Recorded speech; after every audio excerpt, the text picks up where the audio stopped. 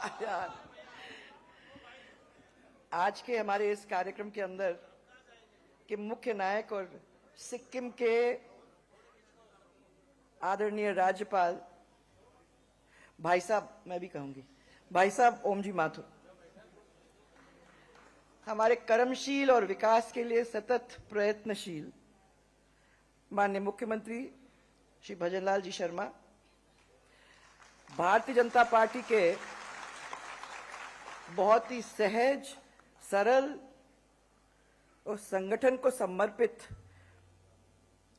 हमारे प्रदेश के अध्यक्ष मदन जी राठौड़, जो हम तो ये समझ के आए हैं मदन जी कि अब पूरे दिन दिन में काम होंगे।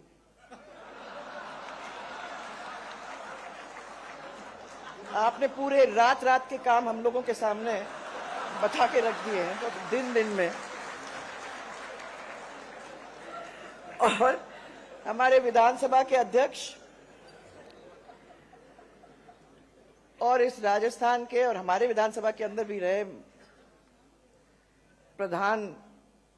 अध्यापक के रूप में, प्रिंसिपल के रूप में अभी भी वो चला रहे हैं, स्पीकर आदरणीय वासुदेव जी, हमारी उप मुख्यमंत्री श्रीमती दिया कुमारी जी और हमारे उप मुख्यमंत्री डॉक्टर प्रेमचंद जी बैरवा,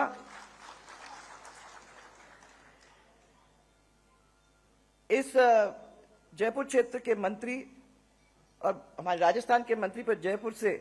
श्री राज्यवर्धन सिंह जी, हमारी सांसद मंजू जी और राव साहब। आमरस की बात बहुत दिन के मुझको सुनने में आई, ऐसा डिस्क्रिप्शन तो मैंने अभी तक सुना नहीं है, परंतु मुझे छोड़ दिया है इसलिए आपको एकदम से आमरस याद आ गई।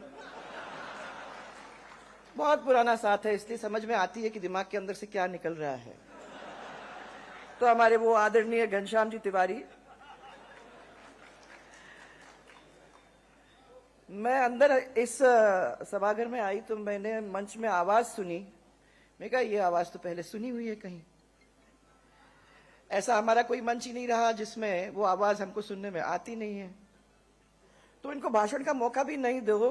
तो आप अगर मंच पे उनको खड़ा कर दो तो वो सब चीज उसमें समेट लेने वाले हमारे राजेंद्र राठौड़ जी और हमारे पूर्व नेता प्रतिपक्ष राजेंद्र जी, रामचरण जी और आपके साथ में जो इस अभिनंदन, नागरिक अभिनंदन को जिस समिति ने इतना सफल बनाने का काम किया है, आपको और उन सबको मैं हम सब की ओर से बहुत बहुत धन्यवाद देना चाहती हूं, क्योंकि वाकई में आप सब पद तक पहुंचे, सबको फोन किया और सबको यहां बुलाने के लिए निमंत्रण भी आप लोगों ने दिया। आज ये परिवार जो यहां बैठा हुआ है,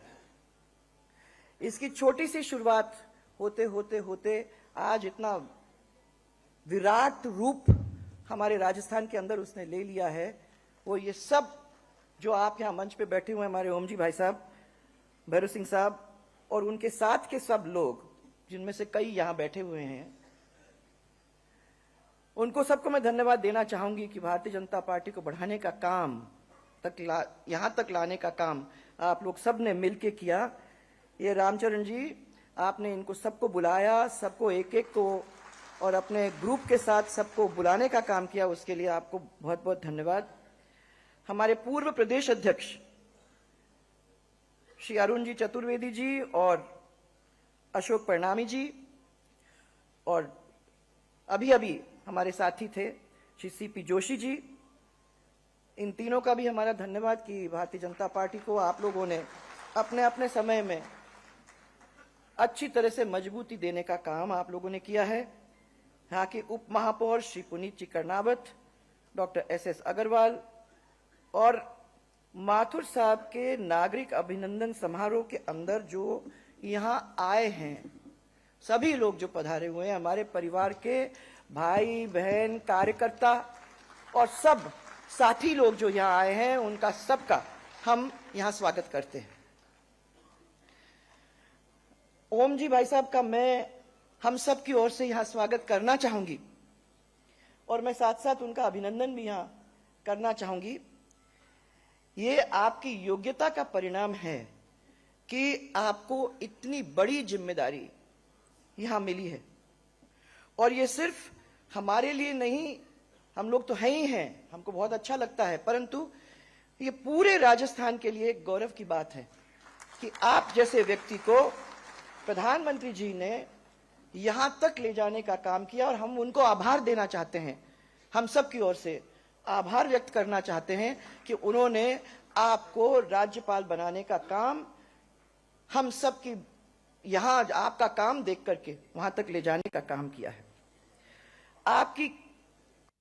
राजनीतिक जीवन है वो पूरी तरह से कामयाबी रही। अब तो एक एक करके सब लोगों ने अपनी अपनी कहानियां सबके सामने रखने का काम किया है। भाई साहब, मैं उन कहानियों पे नहीं जाऊंगी क्योंकि मेरी कहानियां नहीं है। मुझे मालूम है कि बहुत सख्ती के साथ काम करते थे, और मुझे याद है कि जब 2008 के अंदर राजस्थान में आप प्रदेश अध्यक्ष बने तो उस समय मैं मुख्यमंत्री थी, तो बहुत सारे लोगों ने कहा है हमारा तो आपका था, भैरव सिंह जी की वजह से आपसे मिलना मिलाना होता था, परंतु वहां जैसे लोग होते हैं सब लोग अच्छी बोलते तो नहीं है ना। तो कुछ लोगों ने आके मेरे कान में कहा कि भारी भरकम आदमी है और ये आपके यहां आए हैं, गरम मिजाज के हैं, और आप लोग को आपको इतना आसान नहीं होने वाला है। पर मैं आप लोग सबको ये कहना चाहती हूं कि मैं उनको वैसे भी पहले जानती थी, भैरव सिंह जी की वजह से भी, और हमारा भी सब लंबा साथ था, और मैंने इनके साथ जब काम किया तो मुझे तो ये महसूस हुआ कि ऊपर ऊपर से तो बहुत गर्म दिखाई देते हैं, परंतु अंदर अंदर से बहुत नरम आदमी है, और जब आपका साथ वो आदमी देता है तो पूरी तरह से साथ निभाने वाला आदमी है। यहां बहुत सारे कार्यकर्ता हैं, और किसी से पूछोगे तो वो जरूर आप बताएंगे। या राजेंद्र जी ने भी बता दिया कि उनका नाम कैसे आ गया मंत्रिमंडल में। तो जब साथ देते हैं तो छोड़ते नहीं है ना, तो नहीं है ये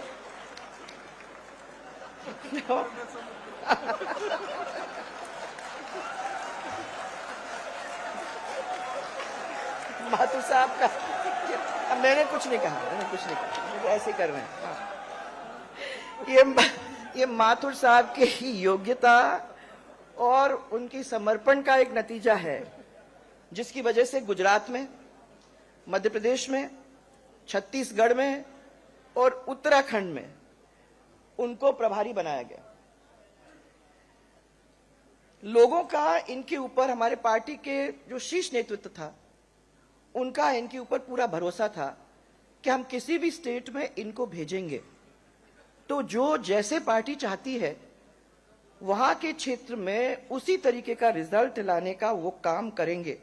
तो 2 बार राज्यसभा के सांसद रहे, भारतीय जनता पार्टी के राष्ट्रीय महामंत्री रहे, हमारे राष्ट्रीय उपाध्यक्ष रहे, और विधानसभा चुनाव से पहले आपको याद होगा ओम जी, आम धारणा थी, यहां पर हम मिले भी थे, और आम धारणा थी कि ये इनको भेजा जा रहा है वहां छत्तीसगढ़ में होना जाना कुछ नहीं है, सबको मालूम है कि क्या स्थिति हो रही है वहां। हमने कहा उनको कि असंभव बात है, आप ऐसे क्षेत्र के अंदर जा रहे हो, परंतु उनने छत्तीसगढ़ में जाके कमल खिलाया, और जो असंभव बात थी उसको संभव करके दिखाया। ये एक इनके साथ प्रॉब्लम है, क्योंकि क्या है कि अगर उनके सामने चैलेंज दो तो चैलेंज को लेने का काम ओम जी करेंगे ही करेंगे, और उसको पूरा करके जमीन पे लाने का काम वो करेंगे। वो कई जगह के ऊपर उन्होंने दिखाने का काम कर दिया है। आप सबको मालूम है कि ये, और ये सब लोगों ने कहा भी है कि ये मोदी जी के करीब हैं, और इसका कारण है कि वो गुजरात गए वहां प्रभारी बनके, और वहां आपने जाके उस संगठन को ताकत देने का काम किया। उस चुनाव में आपने बहुत अच्छी तरह से वहां की परिस्थिति को मजबूत बनाने का काम किया। मैं ये नहीं कह रही कि वहां मैंने ऐसी परिस्थिति थी भी नहीं, वो तो जीतने का था, परंतु जिस तरीके से आपने व्यवस्थित करा के और उसको लड़ाने का काम किया, मैं समझती हूं कि गुजरात के अंदर भी आपका बहुत अच्छी भूमिका निभाने का काम आपने वहां किया है। यहां सब लोग ये सोचते हैं कि कोई राज्यपाल बन जाता है तो वो रबर स्टैंप बन जाता है। मैं आपको ये कहना चाहती हूं कि ये रबर स्टैंप नहीं होता। इसको समझने की बात है कि एक वेलवेट ग्लव, जिसको बोलते हैं ना मखमल के क्या बोलते हैं, हाँ दास्तान, उसके अंदर आयरन फिस्ट। सब लोग सोचते हैं कि रबर स्टैंप है, इससे कुछ भी करवा लो, वो तो वैसे बैठे हुए हैं, परंतु ये है आयरन फिस्ट इन अ वेलवेट ग्लव। और जैसे जो भी घुड़सवारी करता है, अगर अच्छा करता है, लगाम पकड़ लेता है, चाबुक लगा लेता है, वो जानता है किस तरीके से घोड़ी की सवारी करना, तो घोड़ा सही तरीके से चलता है, वैसे ही दौड़ता है जैसे वो चलाने की कोशिश करते हैं। तो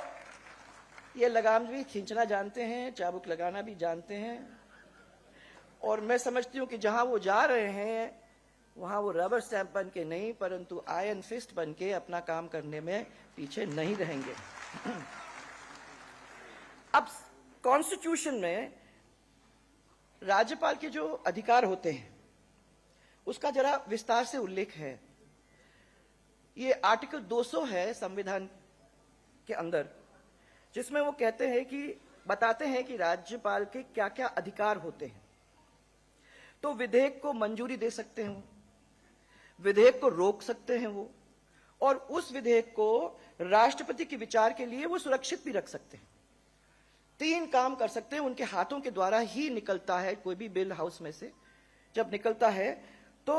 दैट विधेयक को वो रोक भी सकते हैं और पास भी करवा सकते हैं। सुप्रीम कोर्ट ने यह कहा है कि अगर किसी विधेयक को रोका जाता है तो वो कॉन्स्टिट्यूशनल अधिकार है किसी भी गवर्नर का, किसी भी राज्यपाल का। तो आपको यहां याद होगा कि राजस्थान में जब पिछली कांग्रेस की सरकार ने विधानसभा के अंदर एक सत्र 31 जुलाई 2020 तब वो बुलाना चाह रहे थे, इसके लिए उन्होंने 3 बार प्रस्ताव भेजा गवर्नर साहब के पास, लेकिन महामहिम राज्यपाल जब थे कलराज मिश्र, उन्होंने उसको वापस लौटा दिया। बाद में वही सत्र जब राज्यपाल जी ने चाहा, उनकी अनुमति के साथ 14 अगस्त को हुआ। इसी तरह एक वो अधिवक्ता कल्याण कोष बैठे हैं सामने, मैंने पूछ रही हूं मैं,